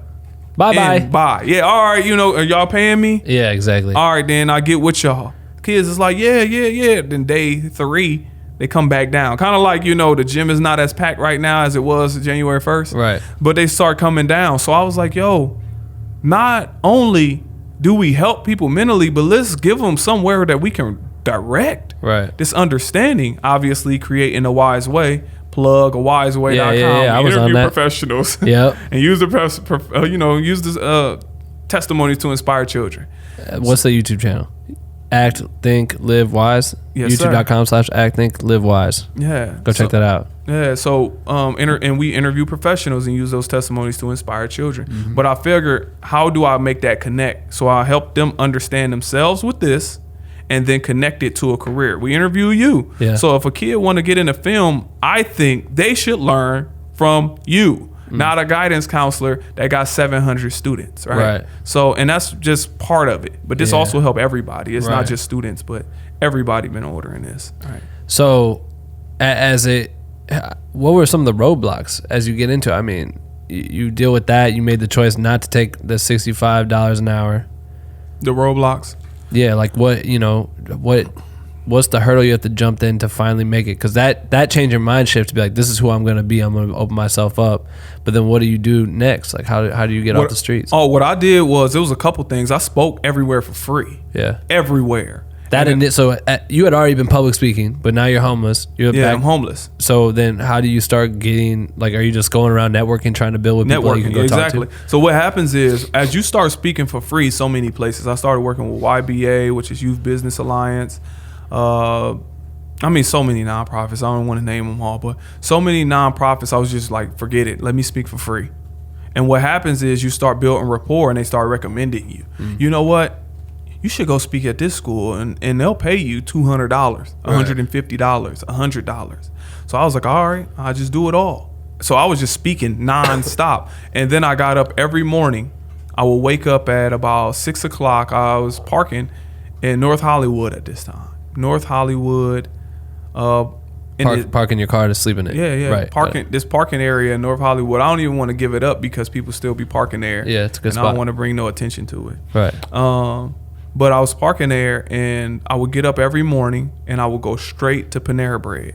So I wake up about 6 a.m. and then I would go park at the Studio City Vons, and they got the Panera Bread back there, and I would just sit there and I had my notebook and I would write out everything until Panera Bread would open, which at this time, I think it was like 7 o'clock it opened, I want to say. Or I would sit outside and wait to go in. And I would just sit down literally until I finished a chapter in the book. I would not get up until a chapter was done. So I sat there. Sometimes I'll be there for 3 hours. Right. 4 hours. And I'm like, where do I gotta go? I'm homeless. Right. So I sat there for 3-4 hours, and then I got a chapter done. Then I got another chapter done. Then I got another chapter done. Before you know it, I finished my book, 7 Steps to Discover Your Inner Greatness. And that was just a breakdown of understanding yourself in the most succinct manner. It's only like 50 pages. So how do I get straight to the point of who I am and how can I overcome some of these internal battles? So I took everything that I've accumulated in my life and put it into that book. And they can get it too. 7 Steps to Discover Your Inner Greatness. It's CyrusAusar.com. There you go. But and that's how I started getting in, because you got schools that will buy 100 books at a time. So being frank, you might have a margin. Like my book, I'm self-published, so it might cost me $4 or $5 a piece. Right. Sometimes $6 a piece, right? So a school will buy it for $14.95, $15. Yeah. So I might, $10, and they might buy 100. Right. So I just made $1,000. Right. And then I got one school in particular that bought 500. You get what I mean? Yeah. And that's when everything started changing. Yeah. A mixture of everything else, speaking, getting paid, and then having people, it was a lot, but that was starting to become my way of getting income. Right. Speaking for free consistently, and then offering, I got a book too. And can you connect me to anybody else? I don't care who it is. I don't care if it's a group of children that's dealing with some problems. I don't care if it's 5 people. I don't care if it's anybody that can. I'm still like that now. I still speak for free, even though I get paid nice. But I still do free stuff. But anyways, I just start speaking to anybody that will listen. So, and from there, obviously starting a YouTube channel where I'm answering a lot of the kids' questions. I'm talking about how to deal with manipulators. I answer a lot of the questions that a lot of public speakers typically don't touch, because it won't garner the big following. Right. So how to deal with manipulators, how to talk to somebody that's dealing with drug issues. Like I cover all that on my YouTube channel. So then how long are you officially like homeless then? How long? I was homeless for about a year and a half collectively. God damn. Yeah. So damn. Collectively. Because, I mean, I was in a house, then I was back out on the streets, and then I was traveling and still trying to understand myself. You know, you kind of had those building the street. You got all these battles going on in your head. Right. You know, so, yeah, about a year collectively. Yeah. That's crazy. Yeah, it wasn't fun. I say that. You know what's funny? When you homeless, it's like the reversal. You really don't like the holidays or the weekends because everything's shut down. Right. You know what I mean? Yeah. So I used to like the weekdays. I'm like, at least everybody is working. School is in. I can get active. And I will say this thing about being homeless, though. Being homeless makes you the best listener of all time. If I met you at a coffee shop and we sitting down and we talking about life, I don't have nowhere to go. Right. So I can sit there and really listen to what you're talking about and really like get deep. And I'm like, oh, so I become like a therapist essentially for a year and a half on top of all my experience in the past. And I got a chance to see the issues that's going on. So anytime you at the bottom, you get a chance to see all the things that's really going on. So like, let me give you an example of the homelessness in LA that's overlooked. So in Los Angeles, we know it's a high level of homelessness. Yeah. And at one point they was dumping, you know, they dumped the urine and the feces and they dump all that stuff in the streets, right? Right. So what did the city do to combat that? They end up putting porta potties down, right? So what I started understanding is there's classism inside classism. There's like levels. Like there's a difference. Even when you homeless, there's a difference with homelessness when you got a car, park benches. Are you a drunk homeless? Do you got your own tent? Right. There's different levels. They got people that's willing to bully. They got people that's willing to take from each other. You got even at homeless, you got somebody to be like, man, that's me. Right. Watch out. Give me that blanket. Yeah. Watch out. Right. You know what I mean? Do something about it. What you gonna do? Call the police? Right. Like they care about two homeless people fighting. Right. Who cares? So they would take your stuff. But anyways, what I started understanding is they put in a porta potty, right? And they thought that this was gonna help. You know, we're gonna put in this porta potty so they don't gotta dump feces in the streets and pee and all this other type of stuff. What happened is the higher level homeless people Took that shit over. took it.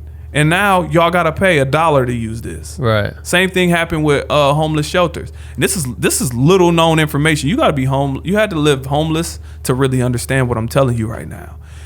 You'll look at a homeless shelter and ask, why is it at 60% capacity? Why is it at 70% capacity? Why isn't it full? Right. Why would you rather sleep on the street? It's a couple things. One, it can come with rules. They got to check in. You got to be in at 7 p.m. They're like, man, I don't want to check in at 7 p.m. You know, so that's one of the things. But the second thing is this. Let's just say, for the simple fact of easily being understood, let's say this homeless shelter, let's say me and you is homeless, right? You got your girl, I got my girls, and it got 4 beds. So I get in there, and I make sure you get in there, your girl get in there, my girl get in there. So we fill it. Now it's at 100% occupancy. All right. Tomorrow comes, I get in there, my girl get in there, your girl get in, and you running late, and then somebody else beat you to the spot. All right. Right. So now you out on the street while your girl is in there, I'm in there, and my girl in there. Right. You know what us 3 do to the guy that's in your spot? No. We're willing to antagonize him, beat him up, whatever. Right. Don't take Ben's spot ever again. Right. So now he doesn't come back. Yeah. Right. So now it's just us 4 in there consistently. So what happens when you don't show up? I don't show up. Now it's 50% occupied. Right. My girl's in there. Your girl's in there. So now you're dealing with a system that might say from here on out, Ben is no longer coming. You know, let's say you decided you moved up. So Right. now we got 3, me, your girl, and my girl's living in this homeless shelter, but we got an empty bed. Now we can decide who's gonna stay in, and we gonna charge rent. Right. Right? That's crazy. Shit, it's like now, the prison system, bro. They won't know. They just don't know why their occupancy is low. But now we're gonna charge rent. Us 3 is ganging up to say, if you want a bed, you gonna give us $10. Right. They're like, I'm not paying you. This is okay. Then I'll see you outside. Right. See how that's gonna work out. Let me go ahead and get out here early.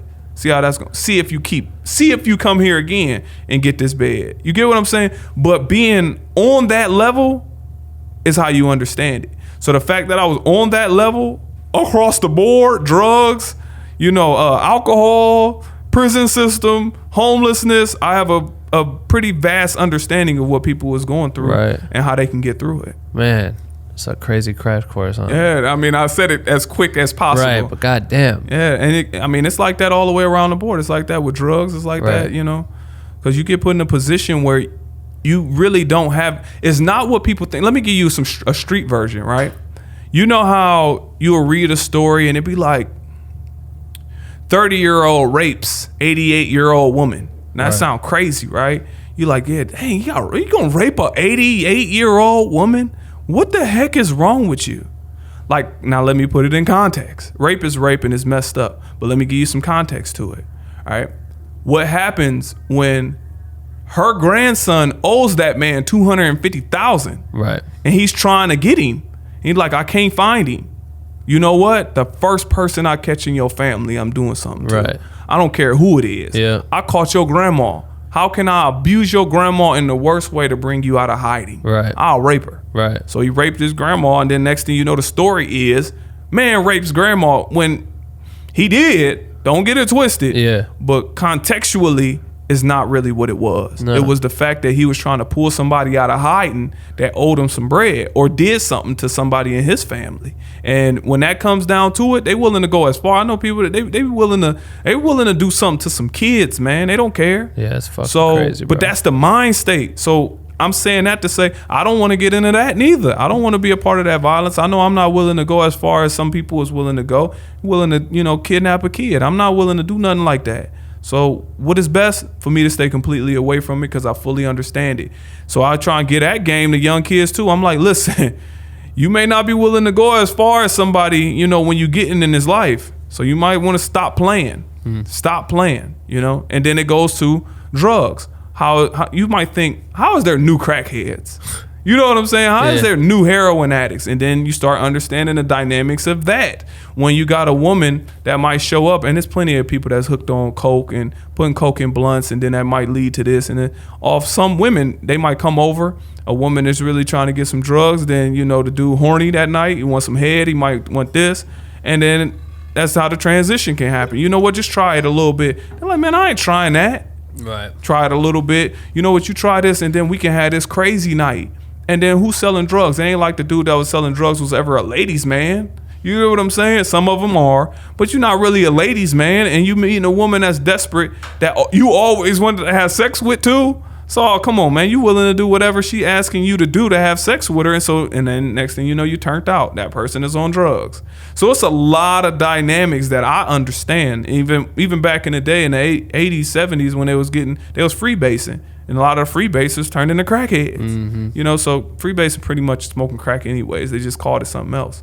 So now you got them obviously popping pills and doing everything else, and they don't even understand what's in the pills. So I'm like, hey, let me tell you, I read that book before. I know how the story ends. Right. And if you want that ending to your life, more power to you. But I suggest that you live in a way that you like the results. You know what I mean? Yeah. If I wanna be cut up and huge, then I should work out. If I want to have a successful life, quote unquote, with finances or the woman that I want to be with, what does that alignment look like? And put those things in place to the best of your ability. You're gonna fail on the path, but you're gonna fix yourself and you're gonna rebuild yourself. And on that journey, that's how you get to a certain level. Sheesh. You know what I mean? Hey, man. Good Lord. Told you I'm not pulling no punches. Know, right? I'm still. So is it, all right, cool. You get your first spot out in LA. Mm-hmm. Congratulations. Thank you. That's gotta be a weird feeling. Yeah, it was. It was, have four walls and a door. Let me tell you how spoiled I became to myself. I had to I always check myself. How often do you check yourself when you really be like, I'm getting a little bit beside myself, right? Yeah. I don't know if you ever did that.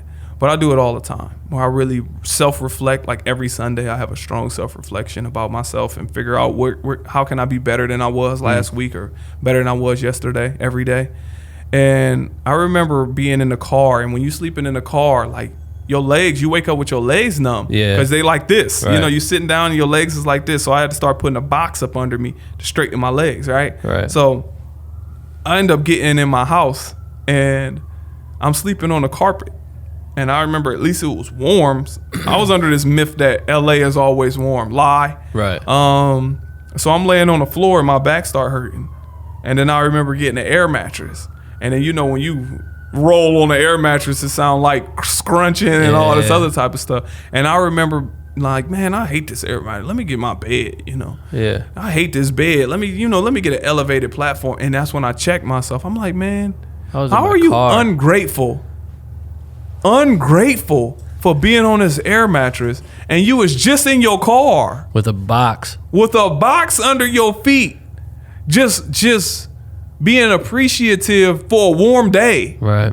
Now I'm in a house complaining about an air mattress. Man, you better fix your mind. And that's how I talk to myself. Yeah, right. You better fix your mind. You better change. Don't become that. Yeah. Don't drift too far, bro.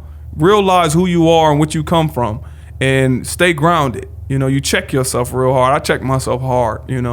So, and that's the way I talk to people too. I'm like, look, we gotta really, So sometimes people can love the way I talk, and sometimes it can rub people the wrong way, but I truly mean well for people. And sometimes I speak from that frustrating standpoint, right? And it can definitely rub people the wrong way. So then in the last few years, it's like you made major strides, and you're starting to work with more organizations and help thousands and thousands of kids, and I'm sure like social workers and adults as well. Yeah, adults. I mean, I do things for I do training for adults that work at schools and whatnot, how they can realize what students are going through. Yeah. I do workshops with this workbook, and and Kevin Hart Studios and Dr. Norris Dorsey brought these in, and I do it all any way that I can help people understand themselves. It's like converting the unconscious to conscious. They said the role, and I got this from Kwame Ture, the role of the conscious is not to wake up the unconscious. The role of the conscious is to make the unconscious aware of their unconscious behavior. I was like, man, that's deep. Yeah. You know what I mean? Not to wake them up, but to make them aware of their unconscious behavior, because you might be doing self-destructive actions that you don't even know is destructive. Right? You're not even aware of it. It's like texting and driving. You look, boom, you didn't know that car was coming. Right. You got hit. But yeah, I do training. I do workshops. I do one-on-one sessions. It's people that call me. It's people that email me questions, and then I answer them on YouTube. Like, because one of the things that I got was, I don't want to commit suicide, but I don't want to wake up tomorrow. That's one of my most common emails. I ended up riding a bicycle from Los Angeles to Ohio, a 40-day bike ride. Yeah, what the hell? Yeah. That's a long ass ride. Super, and it really hurts your butt and whatnot. But just throwing out everything. But I just did that for mental health awareness, by the way, because I was thinking, what way can I draw a lot of attention to what's going on in the school system? And kids, write me something like, what do I do if my father is beating my mother and I can't go to the police because they're gonna put us in foster care? What do I do? You get what I'm saying? So I'm like, whoa, that's a heavy load, and I've got to figure out the right way to answer it based upon the circumstances that they're in. And certain things I do got to turn into the school, because I might get anonymous writing of, I'm being molested or something like that. I was like, I got to turn this in. I have to. I'm like, can you please see if you can understand this handwriting so we can figure this out? You cannot allow that to continue going. Right. Certain things I do got to turn in, but certain things I give the answer to. But yeah, on all aspects of trying to help people understand themselves, I try my best to reach out on that.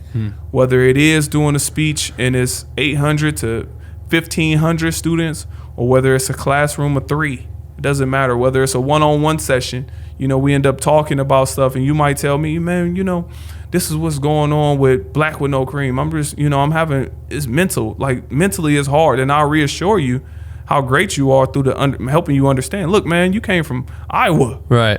You did this. You did this. You started off skateboarding. You did this. You was doing skate video. And I'll reassure you of the things you already know that's inside you.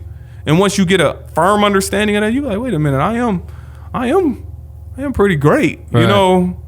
My girl is lucky to be with me. And I'm being funny on that one, but my girl is lucky to be with me. So all those things is what I just reassure people about themselves, but I just don't pull no punches, and I think that's appreciated. But is it hard when you have like as a job, your job is to speak to people, right? Yes, sir.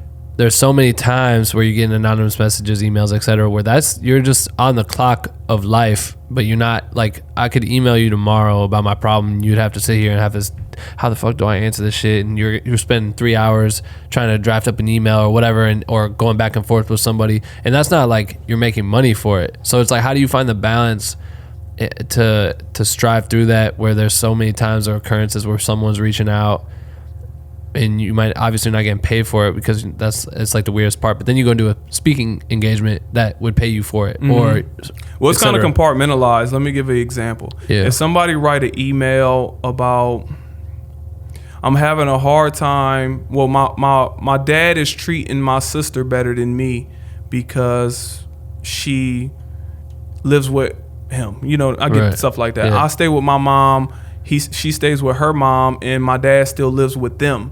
So my dad treats me worse than he treats her. So if I get a couple of those, I answer that on YouTube. Right. And then I send it to that person directly.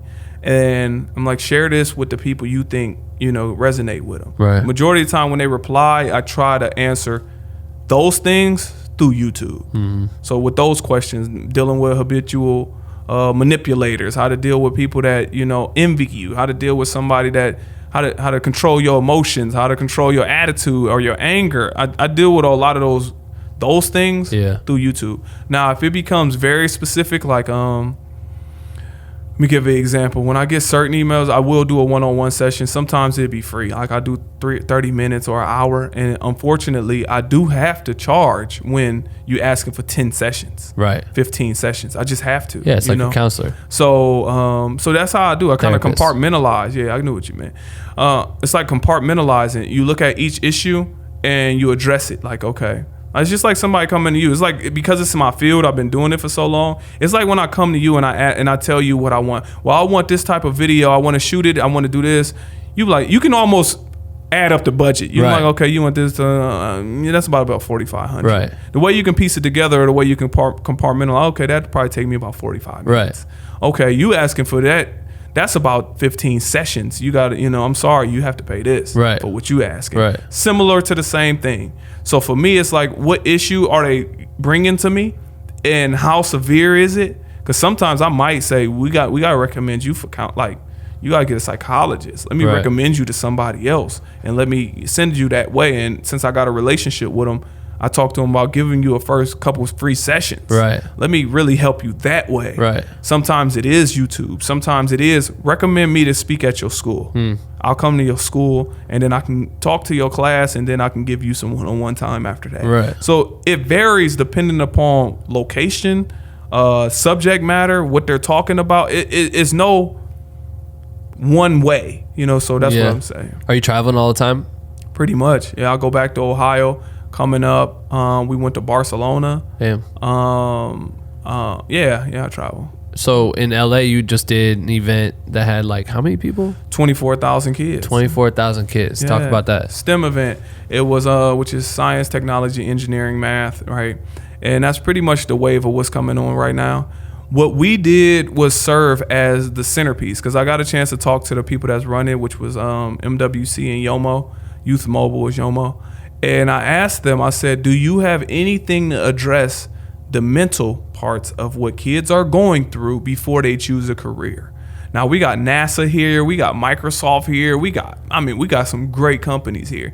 And I think it's amazing that we can provide opportunities for these kids to get jobs within these places. But the number one email I get is, I don't want to kill myself, but I don't want to wake up tomorrow either. Right. Are we addressing that before we tell them to get a job? He said, no.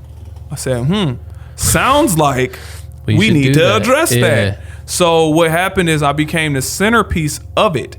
And the centerpiece represented helping kids understand themselves and connecting that to a job. So I had therapists, I had different people at these tables playing Uno with kids, and I had another guy at a whiteboard. I had puzzles and Connect Four, and I had a big table where they can fill out this workbook and different worksheets and whatnot. And we was using that as a base to help them. So not only can they go check out NASA, we can also help them with their mind state. Yeah. So that's what it was, over those 3 days. So that's the role that we play. But like I said, it was 24,000 kids, I believe. That's crazy. Forgive me if I get the number wrong, but it was so many that it was over 16,000. And after that, I mean, who can really count? Yeah, right. You know what I mean? So Yeah, that's what it was. And we got a chance to reach a ton of kids. Of kids, man. Because, and you know what was funny? A lot of the teachers didn't get it, but the students did. And I thought that was pretty interesting. Because some teachers will walk past and be like, oh, they're just playing Uno. Let's go to NASA. All right. They're only playing Uno. I'm like, we're not just playing Uno. These are professionals that help kids deal with their problems. Right. So the people that did sit down, they were playing Uno. Then they had to leave. Like the teachers be like, we gotta go, and they was coming back. Or some students started crying. Like, we don't want to leave here. I got a question game that they're really talking to somebody. They're flipping open questions and saying, excuse me. They're flipping over questions and saying, well, what do you want to do in life? They're like, I don't know. So I got somebody really breaking that down. Right. To a 11th grader, 12th grader, as young as, we didn't ask those questions, but as young as 5th grade. Right. So, so we got somebody playing questions and really giving them hands-on attention, saying, how are you? Yeah, that shit'll go a long ways. What are you up to? Why are you sad? Because this teacher might, man, I'm tired. He always crying. I ain't trying to deal with, you know what I mean? Yeah. You kind of get that. You ever seen it, crybabies? You like, man, you always crying, right. man. Ain't nobody trying to hear that. Right. But we might not address why they're crying. So let me give you this example. All right. Have you ever had your little niece or nephew? You got any nieces, nephews, or little cousins? I just got my first nephew. Yeah, little cousins, and you have heard them, or you might have done this with your mom, and you be like, mom, while you like 2 years old. Yeah. What? And then you might jump. See, mom, look. Right. I jumped. She's like, oh, great job, Ben. Okay, great job. Mom. Around, like, God jump. Damn. What? You spin around. See, look, mom, look. Spin around. The question is, what happens when you say mom, and mom never looks? Mom never looks. And that's the kid that I'll be helping. Right. Because then what happens? What happened to a young girl that never got no attention, never got told she was beautiful, right? What happens to her when she get 14 and a young man tell you, you know what, you beautiful? Yeah. You know what she does? She reciprocates that compliment with her body. What else does she know? Right. She never learned to say thank you for this. She's like, oh, he liked me. Right. What do I do? All the videos say, I need to do this. All the music say, I need to do this. Yeah. This artist told me I need to do this. And that's who I learned from. Therefore, I need to do this. Right. You get what I'm saying? So now you 13, 14 and pregnant. Fuck. So, I mean, it's so many. Yeah, we can get so deep. But it's so many dynamics to this. It's no one way is what I be saying. So I can't address every issue the same. Well, yeah. So as you move forward, what's your strategy? Like, what's your plan moving forward? My bigger plan is I will have. Let's go ahead. If I live to see it, a mental health cafe. Okay. I want to have an interactive cafe. I want to have a cafe where they can come and get these books and if somebody, you can have the idea. Mm-hmm. I don't care, because I know what I want to do. If this idea sounds great to you, then do it too. I want to have a mental health interactive cafe, like a community center, so they can come in and the backbone of it will be smoothies and juices and sandwiches, etc. But also there's tables that we can have those Uno with therapists and whatnot to have people come in and help. It's not just, I'm about to come here. Now you can just show up and get a smoothie and a sandwich and roll that got vitamin B and the proper, but I wanted to create this environment of learning. So when you walk in and get a smoothie, at least you can learn what is sea moss, what is, ginger root, what's the properties of it. Right. It ain't just taking it. What is it? So if you got headaches, what do you take? Ibuprofen. You get what I'm saying? So like some people might think, I got a headache, so I'm gonna take this, and you may not even be taking the right stuff. Right. So what I'm saying is same thing to go in our bodies. You might say, you know what, I'm feeling depressed. Is it from the food? Right. I don't know. Is it from your lack of hydration? Is it from your lack of sleep? Sometimes you just got some a-holes around you. Right. That's tearing you down. Is it from that? Is it from the fact that your girl just left you? Is it from the fact that you playing video games all day and you never had the sun hit you in days and you don't got no, what is it from? So the fact that I can create a center like that is my overall goal And You're in the process of that, aren't you? I'm in the process. Hard. I'm learning it, and it's some things that I feel like I still need to learn. So what I'm trying to do is use my popularity as leverage. Mm-hmm. So if you listening to this, please follow me at Cyrus Ausaur Instagram. Please Even if you just want to mute me. Link in the bio. I just want the numbers because I understand that popularity is the currency. Right. So if I'm able to use that as leverage to help kids more, that's what my goal is. Right. Obviously, you know me, but if doing this since 13, I don't care about the following per se, but I know I can use that as a tool to reach more kids. And when I set up this center, it's like a celebrity is setting up this center. It's like somebody that really care about us is setting up this center to help us. Right. And since I've already been doing programming with the Boys and Girls Club for so many years, and I understand it, I understand how to write grants, I understand all that stuff, I'm going to use all those tools with a mixture of a wise way. So now, if I got this, let's say I do got this community center and I got smoothies and we talking about mental health, and I say, what is the correlation between depression and film? How about I have Ben come in and I have a doctor come in? Yeah, of course. And you can have smoothies and sandwiches and we can sit around and learn. And film it all for the and people film that it are all, in and Ohio. put it out, etc. So that's what I'm saying. So I want to build that, and then my final goal is a retreat. I would love to have a retreat to help people deal with mental health, like that getaway, because you got places like Iowa or Ohio that got desolate land that's separated from everything. You don't got to worry about too much cords or Wi-Fi or whatever. So if you can get away and I can create an environment where you can collectively really do something fun that can take your mind off of what you're going through, that will be a blessing. And how I can build that is the way I'm continue on going. So I can have Ben come out. Mm-hmm. I can have, Matt Alonzo, shout out to him, he can come out. Or I can have, this therapist or whatnot come out and be the backbone to this retreat center. Right. And in the meantime, I can still have local communities come there and work out of it. You got them like, cause you got empty space. So anytime it's not being used, it can be fulfilled. Right. And I understand that. So anytime it's not being fulfilled, what about that local dance team that don't got nowhere to go and they can't afford the room? You can come here. Yeah. Let's just set it up. Yeah. So that's really what I want to do, in the grand scheme of things. And I know it's going to be challenging because it's going to be a lot of ups and downs. You're going to got people that's going to be like, your juice isn't pasteurized, bad ratings. Yeah. So your game, I don't like it. Your workbook sucks. Your book is grammatically incorrect. You get all those things, but I don't care. I'm going to figure it out. I'm going to move forward. And if I live to see it, it's going to get done. It's that simple. Right. Yeah, I love that shit. It's that simple. No, it's impressive, man. You've been through it, and you're putting on a lot for a lot of people, which is needed. Period. Absolutely needed. I just look at this time thing. Let me tell you a story. My brother, I say my brother, but my best friend died last year on a motorcycle, right?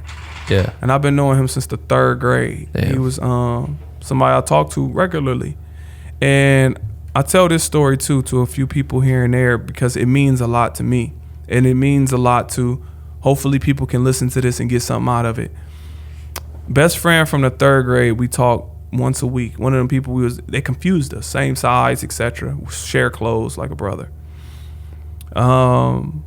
He was on my phone plan and I got a call, that he died on a motorcycle. And what's funny is he had got into a motorcycle accident prior, and I'm like, bro, get off this.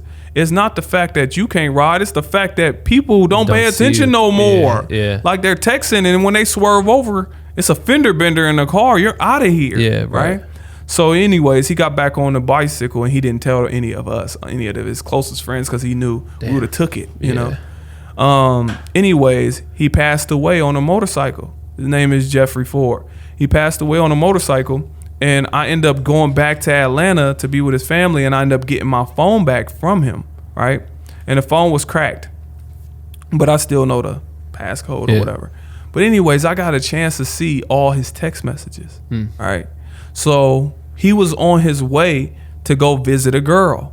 So he texted her, she was like, I want to see you, etc. He like, all right, I'm on my way, right? So he's on his way to go see her. Boom, that's when he died. And I seen her responses. Her responses was, I knew you wasn't coming. You a liar. Lose my number, right? She didn't even know he was dead. Damn. You know what I mean? She did not know he was dead. And I stayed in his apartment that night, you know? And when I woke up the next morning, his alarm went off on his phone, right? And I sat there and I thought, I'm driving his car, his family, you know, I know his family, like, they know me. Right. So I get there, he got a car there. I'm driving his car with his keys in his apartment, and he's dead. Right. So for some people, they're like, I don't know how you stay in, you know, his apartment if he's gone. I'm like, nah, I can do that. So anyways, I stay there. I wake up, his alarm go off. And I was just like, bro, he had a day planned. Right. He had a week planned. So it's arrogant to believe that we gonna wake up tomorrow.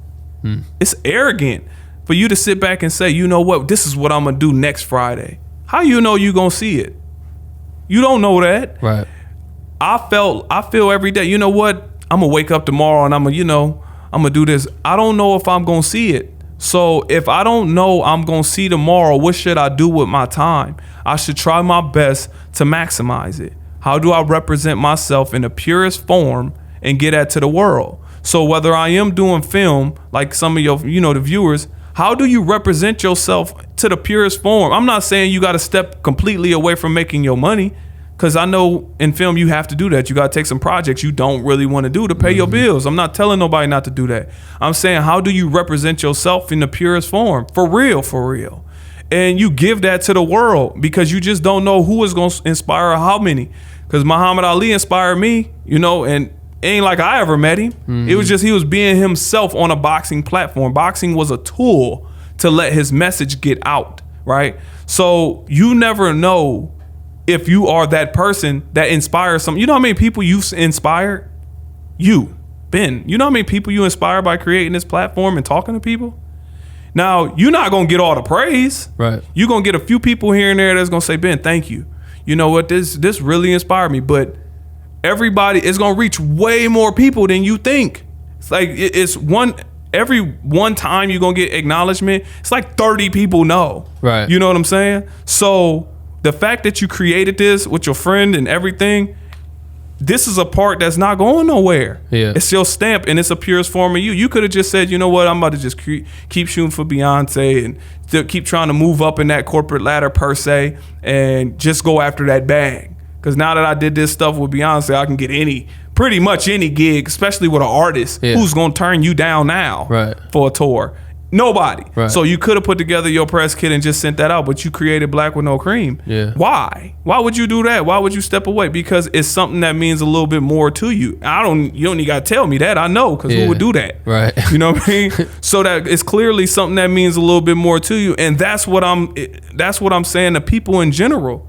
You connect with that, and that's how we change this world. You start with yourself. You try and be the best version of yourself. You get yourself to the world in a purest form, and that's what inspires people. You don't have to be nobody that you ain't, because you just don't know. Just like you've been inspired by somebody. How do they know that you was inspired by them? Just like you inspire somebody else, 14, 15, 16, 17, that's on Black with No Cream, and they looking at your updates and can't wait to the next guest you have on, and they following, and that's inspiring them. Yeah. And that's what changed the world. Like, you know, you might have provided the spark that's gonna have the next filmmaker make the biggest movie of all time. And then they're gonna get on stage, you might be 110 years old and out of here. Yeah. And then they're going to say, well, I was watching Black with No Cream when I was, 30 years old. And, Ben, it was this guy named Ben, and he interviewed this guy, Cyrus. And let's go ahead and say that. And their conversation inspired me. And they saying this at Oscars now. We don't get the credit for it. We gone already. Just like Tupac inspired me, Muhammad Ali inspired me, Malcolm X inspired me. All these different types of people inspired me. It's not like they get the credit, they're gone. Right. But they left a stamp by being the purest form of themselves. So that's what I'm saying. Yeah, that's so impressive, dog. I completely agree with you. And it's really a lot. Like, you take on a lot to have to navigate through all this shit and deal with all these other people's problems. It's like the doctor having to, someone passes on the table. It's like you got to do that and then go right back to the next person. And that's just so crazy. You're always got people's lives in your hands. And it's not easy for your mental health to have to deal with all these other people's mental health and almost get it twisted too. So to be able to like stand up to the plate and do that, I commend you for that. It's impressive. I appreciate it. No, it plays its toll. It just, for me, it's different. Like I look at it as, this is something that I feel like I have to do. Like I feel like it's a disservice if I be quiet. Right. I feel like it's a disservice if I stop. So the perception of the heaviness doesn't hit me the same. Yeah. When I do hear about molestation or I do hear about abuse or whatnot, now I'm empathetic to all suffer. Yeah. So it hurts to hear it, but I'm currently active. So I know I'm in motion to resolve what's being complained to me about. Right. So it's like I'm on my way. I may not reach them all, but I'm on my way. So as long as I'm on my way, if I fall back, then I'm gonna lose some steam to really assist the other people. So that's like my drive. So it's internal burn because it's something that I truly want to do. I truly enjoy doing. Yeah, I can tell. So I really don't get discouraged in that field, but I go through my ups and downs just like everybody else. Right. So yeah. So before we wrap this up, I want you to plug both so is it a book and the workbook? That's what you got, a right? book. I got 7 Steps to Discover Your Inner Greatness. Which you can get where? CyrusAusar.com. Okay. And this Life and Career Choice Workbook, which help people understand themselves and connect themselves to. So if you're one of them people, because they took it in the Kevin Hart studio to help people with film. Yeah, it's dope. And that's what they used this for. They said, look, everybody, y'all probably said this. They said, when you look at the credits of a movie, all those people are jobs. That don't mean you have to be in front of the camera or directly holding it. You might be what they call a DP. Yeah. Sound, which is extremely important. That get overlooked. But they use this workbook. So because you can study things, you can start looking into people. Like you might add, like look, for example, we might say who the top 5 movie producers, like film people. You might say hypothetically, Steven Spielberg, blah blah blah blah blah. You be like, who's the best sound man? Oh, drawing blank. Right. Don't you think you might want to study that? Right. If you want to get into sound. Yeah. Who's the best? Who's the best other producer? Whatever. Right. Who's the best? Who's the best costume director? How you don't know that if this is your field? If this is not your field, I don't know. But if you want to be a costume person, it would be wise to know who's the best at it and how they go about it. So this book helps you do that. Right. That's awesome. I always let my guests pick a hashtag, right? So they're gonna go to your Instagram and they're gonna tag me on whatever your most recent post is by the time they listen to this podcast, because we're talking, it's an hour 40 minutes. I knew we was gonna get into it. But if you listen to it all the way, this is how we both know that they listened to it all the way through. So you're gonna tag me at Ben Real Verse World on your Instagram account, and they're gonna, whatever the most recent post is, they're gonna put this hashtag that you pick. And it's a custom hashtag so that you and I both know that they listen to it all the way through. Oh, growing to greatness. Growing to greatness? Yes. Oh yeah, I'm gonna get you one of my shirts too, and my God, a hat and stuff like that. Grow into greatness, people. Grow into greatness. Put it down. You can use it from here on out too. Use it for the rest of your life. Right. Grow into greatness. I love that. Is there anything else you want to say, man? This is great. I want to say, I thank you. What's your name again? I'm sorry. Dave. I want to thank Dave. I want to thank everybody that put together this platform. I want to thank the people that swept your steps that I was able to walk up today. Yeah. I want to thank the people that put this building together. I want to thank everybody that has contributed anything to this world to make it better. Damn. So that's what I want to do. I do too. I'm gonna ride off that one. I do too. Oh, that's great, man. All right, well, we'll put links to all your stuff in the bio and everything. I appreciate you coming, man. I appreciate you. Another one, first one in 2020. We did it. Yes, sir. All right, cool. Thank you. Yes. Yeah. Man, I enjoyed that. I knew we was gonna get into. That's it for episode 148. Huge thank you to Cyrus for coming on the show. Stay tuned this Wednesday for another Morning Roast episode, and we will see you back on Sunday for another interview. We love you, and I just wanted you to know that. See you in a few days, you bitch!